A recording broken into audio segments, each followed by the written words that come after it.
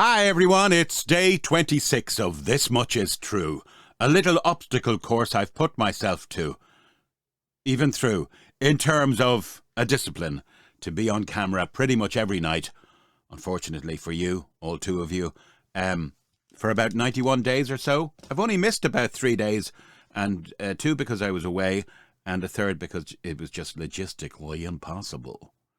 So how are you today, this Saturday? It's getting late in January, sick and tired, you've been hanging on me, but not for long. Coming to the end of the month, which means it's coming to the end of dry January for me. I haven't been totally dry now. I did have a little, I imbibed a bit around my daughter's birthday. And at the start of the year as well, but I've generally been off it. I really have. I haven't really missed it, but the odd night, like particularly tonight, I wouldn't mind having a nice glass of red. How about you? You know, what is your guilty pleasure? I have no idea. Now, what'll I talk about tonight? I have a few topics anyway, but I don't think I'll talk about them tonight. But I want, they're like, watch out for. I think empty nest syndrome. I may be, or myself and my wife may be experiencing that for the first time this year. Depends. Lyrics in pop music, they have a special place in my heart. And maybe a bit about radio coming down the line and my experience in it. But I wouldn't be me unless I talked about the house where I grew up and memories of being an army brat. So let's do that. So my father he retired a full colonel in the Irish Defence Forces. So he was 40 years an officer, and believe me, he was a total gentleman. In that time, yeah, we did. We travelled around in the 1960s, 65 to 67, I think. We were all around. We were in Gaza, which is being pummeled, as you know, Israel, Jerusalem. I know that they're all probably linked, but Nahariya, Syria. My sister was born in Syria. She's dual citizenship. We were around. But the first real military house I remember was possibly from 1967. It was in County Kilkenny, where I was born, by the way, but not in the barracks. I was born in a place called Kells. Literally on the day John F. Kennedy's helicopter flew over the house, he was visiting Ireland at the time before he met his fate a few months later. His tragedy. But we were at some stage in a barracks called, Stephen's Barracks, I think, in Kilkenny. I have very embryonic memories of that. I remember having a shed out the back with all the dinky cars. Remember the little dinky toy cars? They were all lined around on a shelf I had. And hating school, which lasted pretty much throughout my life. If you saw the episode with Steve in it, you know it kind of got better in the secondary years. But I detested school. So much so, they had to my mum would buy me a dinky car to go to school. Not in. You had to put on my shelf. Screaming and kicking, I was. Hated school. But this was in Kilkenny, and it was very short-lived. I think it might have been a 2-year stint there. I do remember right across from the house,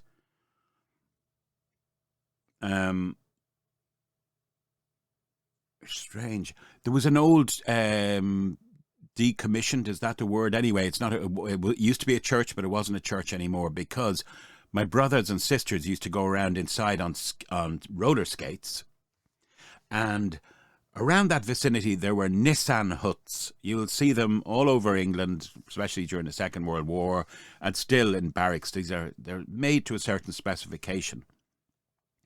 And I crawled on my little 5 or 6 year old tummy. I wouldn't have even been that, would I? Anyway, on my little boy's tummy underneath. That's when I had a little tummy, not the frickin' sack I have these days. Underneath And I remember looking up through the floorboards and seeing a soldier come in. There was an officer sitting at the desk. Must have been an officer. Yeah, it was an officer, because he saluted. The guy came in and saluted him. I remember seeing this, and they had no idea there was a little bug, a little camera looking up at them. I remember that's pretty much all I remember. After my heart surgery there in 2019, Steve, my good friend who you met, we went down to Kilkenny, we stayed, and we drove by the barracks. I hadn't been there since the late 60s, and I could still see the outline of that old church. I'm pretty sure it was still there. Anyway, life began for me in 1968. We moved to Cathal, formerly Portobello Barracks in Rathmines. This was originally built by the British circa 1815. It's an amazing place for me. It was an amazing place to grow up in. So we had these old houses, and if you go to Michael Collins online, Michael Collins, the Irish hero, you'll see him in uniform shortly, a few months, I'd say, before he died, on an old Pathe newsreel, Pathe, and that's in my old garden. So the house, I found the plans for it a while back. It wasn't a house on its own. It was like literally, they were all, what are they called, terraced? Huge, big, or not a block, military, it was a block. But there had been an officer's mess at the end of it for the British Army officers. I only found that out in the last few years. It made sense, though, when I look back. And my first entree, I remember seeing the house, being brought into it for the first time, and myself and my sister were running around out the front. And I had a rude awakening to the new house, because I remember I ran around and my little legs went right down into the cement. And I'd stepped in. What I had was, there was, like one of these holes, not quite a manhole. It was a smaller one for a water hydrant, I think, something like that. There was no top on it, and I nearly broke my leg. I do remember that, so it was welcome to the barracks kind of thing. There was a fairly extensive garden we had, and it's still there, I believe. The biggest conker tree, horse chestnut tree, in the barracks in that house. I saw it there from Google Earth or something recently, and I saw someone's legs sticking out from underneath. It was a sunny day, and many is the time I lay under that tree or within its vicinity in the sun as well. A pivotal day for me was I decided to become a radio DJ in that garden. It's what I wanted. It's what I loved. I can still, when summers were summers, and when you're younger, they seem to go on forever, lying there listening to BBC Radio 1. But so Mum, Dad, my brothers and sisters, we all moved in there, and the rooms were big, which was great, because most people didn't live in a house like we had. Okay, it was an army house, but it was a big house. Most of the kids I went to school with were all in little small houses. I had no idea how privileged I was. Now, they weren't central heated. You had your fires, but your fireplace, but that in its own right was a beautiful experience. To sit in those big old rooms with a glowing fire. The garden, there had been there was a couple of secondary trees in it. I do remember, and I became fascinated with gardening. I know, green fingers at my age. So I went through this phase of, someone was eating a peach and they threw out the pip or seed, I grabbed it and tried to plant it. I was really into that for a small while. So these are the very early memories of the barracks. Big house, all the way down to the end. But what they had done is they had blocked up the doorways that connected them all. So there was about 7 or 8 houses in the entire block, plus the depot, which had originally been the mess. And stay with me, because stuff I have talked about before, well, I'm going to talk about again, paranormal stuff. So you'd go in and there's a guy at the gate, a corporal at the gate. Every day you'd go in past the military post, out the door. Sometimes my father, who was often commanding officer of that barracks, I won't say he overstepped, but he could be, I saw him pull rank, let's put it that way. And it was awkward and it wasn't pretty, but it's army. That's what they do. And there were times the flag was being raised or put down, and if Captain or Commandant Manning, whatever he was at the time, was late for us on the school run, he'd start screaming at the guys, get it down, get the flag down, move it. And they, you know, the NCOs were trying to do their best, and someone would say, oh, sorry, sir, now we have to, and he'd fucking lay into them, put it down, you'll be on a fucking charge, do it now, you know, and that's what the army's about. That said, I believe he was very respected within the army. He wasn't a bollocks, right, as we say here. He was actually the opposite. But there's that thing, you know, where they pull rank, and that's it. I might have been in the wrong. I don't know. But it got us out the gate, and I had to go to school. I had to go to school 3-4 miles away because the school right next door, wouldn't take me because I failed their entrance exam. And I have a story about that as well, but I can't tell you how there was a bit of karma about that. I can't say any more. But my father used to wistfully laugh at me many years later when it came to that school and certain requests they had. So, yeah, I was out. And not only that, it was traumatic for me because I'd been away in Israel. I'd hated school in Kilkenny, the baby school or whatever it was. I was in a kind of similar school then for a while in St. Louis, where if any Irish people are listening, the great DJ Larry Gogan went as well. It wasn't even primary school, it was pre-primary. And there I met girls and boys. And they were all very sure of themselves. Well, quite a few of them anyway. I was never that confident as a kid. And you'd see these little fuckers and they really, you know, they really had their shit together for such a young age, you know. Sorry for my language. But I had fun in there. That wasn't too bad. Yeah, and the bully, one day I was walking down the corridor and literally Aidan, I don't even remember the name, and we're talking like 1970, 71 here. Aidan jumped out and smashed me in the face, and I remember feeling that he'd broken my gums. He hit me so hard. And I was crying my eyes out. And of course, I remember there was no succor when it came to the carers or the tea ladies or whatever, because I ran screaming and they were, oh, he didn't mean it. I freaking meant it, right?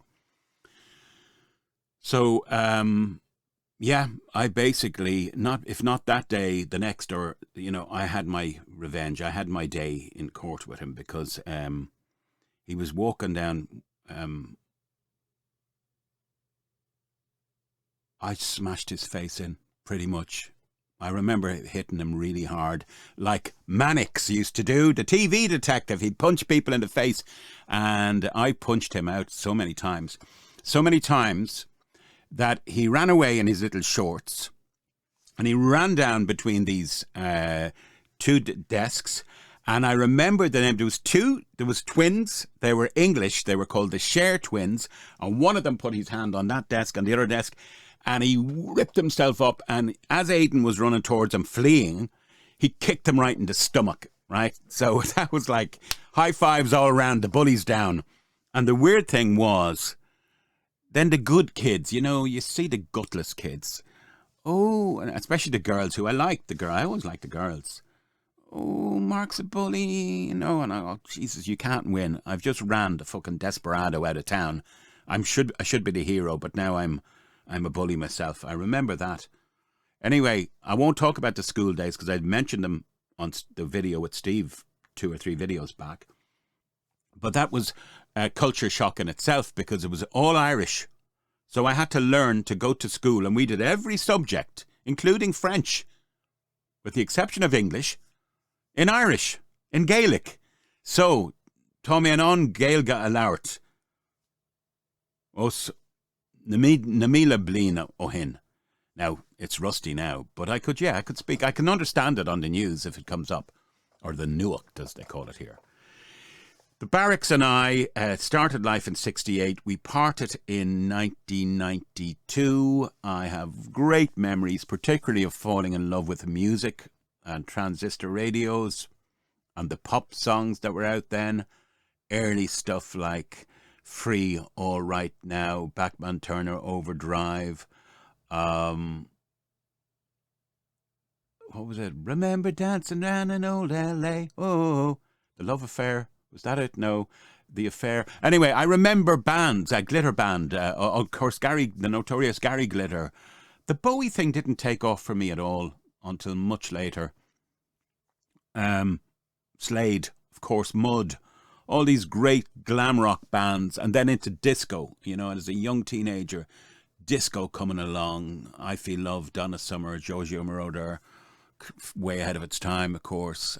All those good songs, The Real Thing, You to Me Are Everything, that glorious summer of 1976 that seemed to go on forever.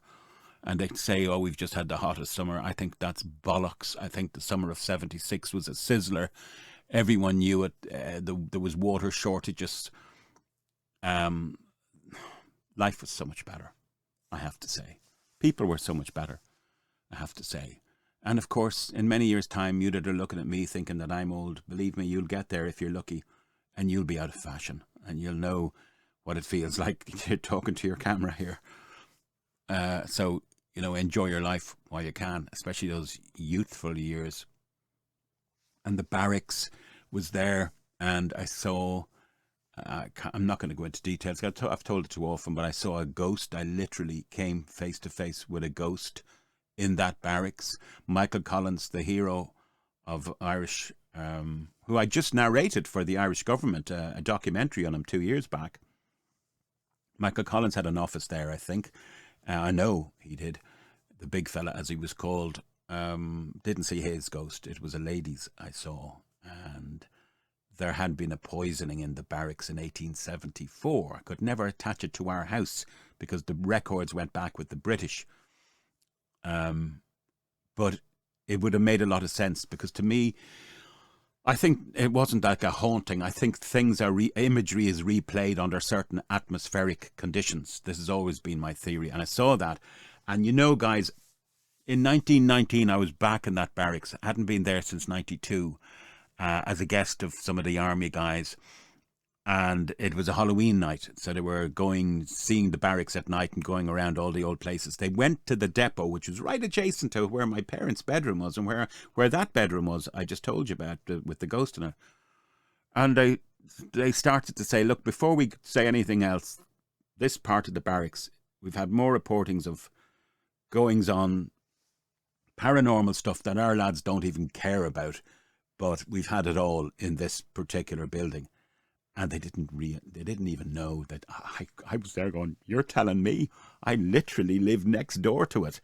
I believe you, you know. And they were telling about whistling, disembodied whistling going on at night, and lights going on and off, noises on the back stairs where Collins used to go. That was his private kind of stairway out of the building. So, yeah, they were verifying all these things. And they didn't know who I was, right? They hadn't a clue. One of them did, but... So, I dream about it. Do you ever dream about where you used to live? And, of course, the echoes of your siblings, my sister and I, my younger... We were the two youngest of six. There was boy, girl, boy, girl, boy, girl. And I was the last boy. And my sister Sharon and I were like really close buddies. I might have mentioned Starsky and Hutch there a few episodes back. Starsky and Hutch, we used to watch it in the front room and get really excited, and we had all the posters and everything. The rooms themselves, I saw a picture of that house taken circa 1910, and there's a big thing on it, on the top of it. And it wasn't there by the time we arrived. And I'm told it was removed anyway, but you can see it. I could see it on these old photos. So it looked like either some massive extractor fan or a skylight. Other interesting thing happened. 6 or 7 years ago, I was listening to our national radio station here. RTE, and there was a guy on it, and his name was Hefferon. And I went, Jesus, I know that name. Anyway, he was talking about something or other to the host of the show. I contacted him. I said, did you live in F House Carlbrewer Barracks? He said, I did. We lived there from 1945, the end of the war, to 68. My father was, his father was a colonel, I think, as well in it. And we were going to meet. It would have been interesting. I could have brought this along, which is my roving mic. It's really good, by the way. It's standard issue. Zoom mic. Tried to contact him again recently, but I didn't hear from him. We were to meet for coffee. He had a bit of a background in radio as well, which I was looking so forward to talking to him about. And COVID and all this nonsense, which it was, happened. And the meeting never materialised. But to find somebody who'd been there, I was looking so much forward. The reason I'm harping on about the house I used to live in is I left a part of me in it, I think. Strange thing happened today. I took to the bed for a while, which is something I don't often do, but I was tired, and I'm off the drink, of course, and my wife was away, and I have this amazing amount of work at the moment, but some of it is tediously boring. And I said, Saturday afternoon, fuck it, I'm going to go to bed for a few hours, which I did. And at one point in my slumber or semi-slumber, I found myself back in the room, the main front room of the house. And I know that's in here, but it felt so real. Just describe very quickly, you walked in, the right-hand side, this is through the front door, right-hand side, big room, which was kind of the living room, if you like, where we watched television, took meals, sometimes chilled out, had the big fire glowing. To the right of it, there was an equally big room, and it had windows on either side. And it was the quintessential Irish, the good room, which is a thing that Irish, maybe you had it in England as well, or the States. This is where visitors only, largely. It was the room you took people in if they just dropped in unexpectedly, and it was your show-off room. And my mother had impeccable taste, so it was furnished to the hilt. There was a grand piano in it. It was beautiful, and we rarely were in there. But she would take a cup of tea in there some mornings. I can still see her. I said it at her eulogy that she would have her little communion with God or whoever in the morning. She'd get her thoughts together in that room. It was beautiful. So you walked in the door, living room on the right, that fancy room on the left. Then there was a hall. Behind it to the right, there was a kitchen, big kitchen with the thing hanging out of the ceiling and this gorgeous Rayburn in it. Now, that had originally probably been kitchens for the officers' mess, which was right adjacent to it. I've seen plans, and I think there were cellars there. I'd love to be let loose with my metal detector. I have it somewhere in that garden. I did find old ammunition in the garden. Bullets, my father was able to confirm, yeah, they're dummies, don't worry about them. Not dum-dums, dummies, they're not live. And I'd say there was more to be found. Found a magazine off an FN rifle, which someone would have got in trouble for losing. Don't know how he did it in our garden, but yeah. And you know, you're in the surround of soldiers all the time and army vehicles, and you know, it was great to grow up in. And even I remember there was one place we used to go, and there was a clutter of old World War II mines. You know, the mine, and old rotten torpedoes that were dumped up there. There was also a horse called Bobby, and we knew all the other army kids as well. And we go up. There was a big. We were safe. It was some barracks. I'm not sure I'd let the kids run around these days, but it was safe. You know, you might see a soldier. How are you? That would be it. You know, and we had all this space to ourselves.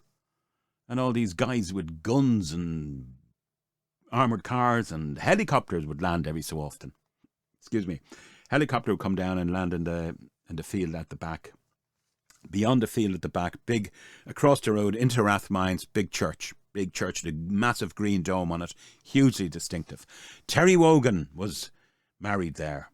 Those of my Irish and English viewers will know who I'm talking about. I made my communion there. The house haunts me. It's in my head. The last day I personally closed the door on the house was in 1992. My parents had retired, I think. down to Kildare, and I went back to get something. And the house was, I think, more or less empty. And I had a colleague with me, who's since passed. He took his own life, very tragic, but he was a character. George was his first name. And I walked in, and you know when there's no furniture anymore, you can hear the echo of your own feet. And I walked in, I showed him around, and, you know, he was such a charmer. And I took the key out of the door for the last time. We got into the car, and he said to me in that George way, do you not feel sad? And I said to him, actually, George, no, I don't feel anything. My life had moved on, and I don't. He said to me, he'd only seen the place for the first time in his life. Well, I do. That was what he was like, you know. Well, I do. As if he'd fucking know. I think of it a lot. It's ingrained into me, the house. I wrote about it in a piece I might share. I don't know if it's still online. I wrote a kind of poetic piece about it. I have imagery in my head. I don't talk about my mother very much, and I should. I am always talking about my father. My mother and I were very, very close, and she was great fun, very sharp-witted, and she, at the age of 74, she developed the dementia thing. I thought she was taking the piss, first of all. Honestly, I thought, because she was a bit of a drama queen. She liked acting and stuff, you know. And the repetition thing started, and I used to say to her, well, I've just told you that. Why are you asking me again? You know, I didn't get it. And I didn't mean it to be callous or harsh, but I thought she was just, you know, we're all at different stages of our life, and we all regret certain things. I certainly regret being sharp with her about. And then my father said, later on, he said to me, your mother has Alzheimer's. And a penny kind of dropped. And that was 8 years of hell for everybody. He was a saint. He wouldn't let her go into a home. He got all kinds of contraptions in. They moved back to Dublin in a house, not in the barracks, but further in the same town. Very lucky they got it when they did, in a very nice area. But she was gone. I'm not doing the dramatic thing with the tears, and she was gone. I'm looking at a photo of her here, and I won't be. I'm just not going to show you, because I don't want it to be schmaltzy, mawkish. But I do think about her. Of course I do. When I was a sales guy as well, the beauty of being in sales is you can go, as long as you're bringing in the business, you can go where you want, when you want. And we had endless cups of tea in that house. I'd drive in during the day and see her and chat with her. And she lived her life, which isn't a great way to live it. She lived it through her kids. She should have made more of a life for herself. And of course, it's a trap we can all fall into.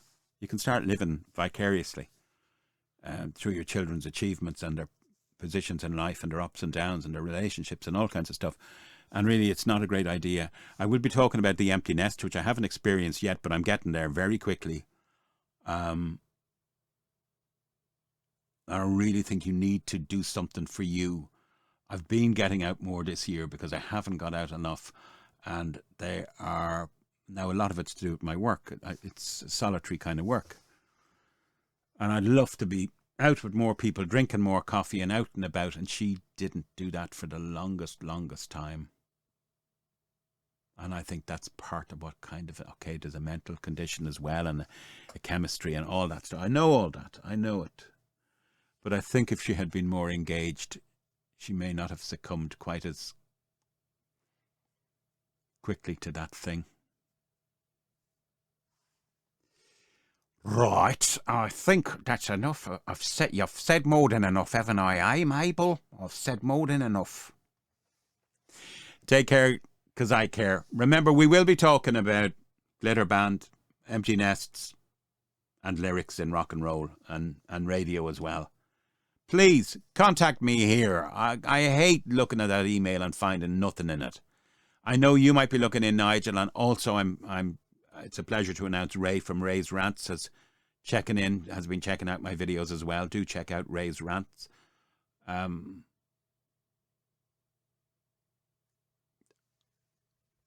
all talked out. Goodbye.